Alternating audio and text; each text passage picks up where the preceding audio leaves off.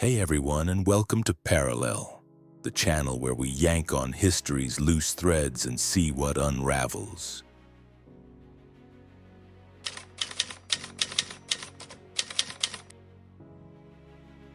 For centuries, we've been taught the Western Roman Empire bit the dust in 476 CE, its last emperor Romulus Augustulus getting the boot. The end. Game over. But let's be honest, that wasn't exactly a surprise party. Rome's been doing the slow fade for centuries, like that one friend who says they're leaving a party for 3 hours.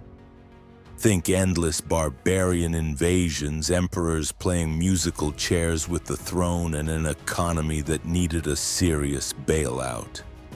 Seriously, imagine trying to manage an empire stretching from the Atlantic to the Euphrates with carrier pigeons and really bad roads. Administrative nightmare much? But here's the kicker.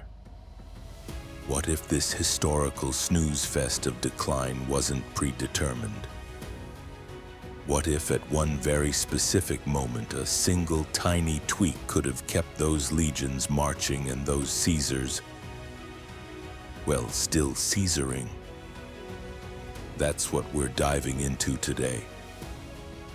Our point of divergence isn't some epic battle won by a miracle or a genius emperor suddenly appearing from the sky. It's something far more mundane but infinitely more impactful. We're going back to 376 AD.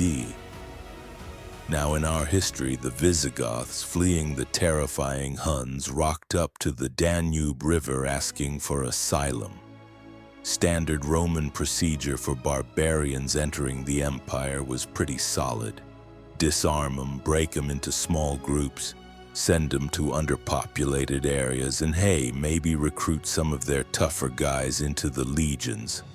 Smart, right? Make friends, not enemies. But in 376 AD, Emperor Valens' officials, a couple of gems named Lupicinus and Maximus, managed to bungle it spectacularly.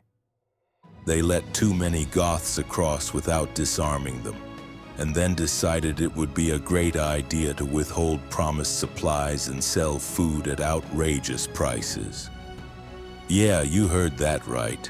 Starving, desperate, and probably pretty annoyed, the Visigoths understandably rebelled. This led to the disastrous Battle of Adrianople in 378 AD, where Emperor Valens got himself killed and a huge chunk of the Eastern Roman army went poof. Talk about a bad day at the office. This directly set the stage for Alaric and the traumatic sack of Rome in 410 AD. Our point of divergence? Simple. Competent management of the Visigothic migration in 376 AD. Imagine this. Instead of greedy, incompetent officials, Rome sends its A-team. These smart folks actually follow the centuries-old proven rules. The Goths are systematically disarmed upon entry, preventing the retention of their tribal military strength within Roman borders. They're broken into smaller groups and resettled in genuinely underpopulated regions across the Western Empire, rather than being concentrated in one volatile area. And here's the revolutionary part. The imperial government, under direct and vigilant oversight from Emperor Valens, ensures sufficient food and supplies are consistently provided. No starvation, no resentment, no rebellion, just fair treatment, loyalty to Rome, and a whole bunch of strong new recruits for the legions. The immediate what then? From this one change is huge. No Gothic war. No Battle of Adrianople. Emperor Valens lives to fight another day, and the Eastern Roman army doesn't suffer its devastating defeat. Suddenly, Rome hasn't bled out a huge chunk of its manpower, resources, and prestige. Alaric? He never becomes the independent Visigothic king constantly at odds with Rome. Maybe he's just a really good Roman general, leading loyal Gothic units with Roman flags. This single point of failure, averted through competent administration, means the Western Empire avoids a critical weakening that historically set it up for subsequent challenges, setting a precedent for successful integration rather than conflict.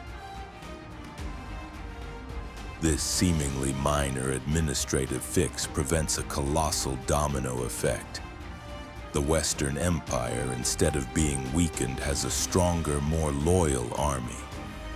This sets a precedent for successful integration, not constant conflict. It means the crucial next 50 to 100 years, usually a death spiral for Rome, suddenly look very, very different. Join us next time on Parallel as we explore how this one change keeps the Roman Empire not just surviving but thriving into the centuries that followed. You might be surprised at what an eternal city looks like when it truly lives up to its name.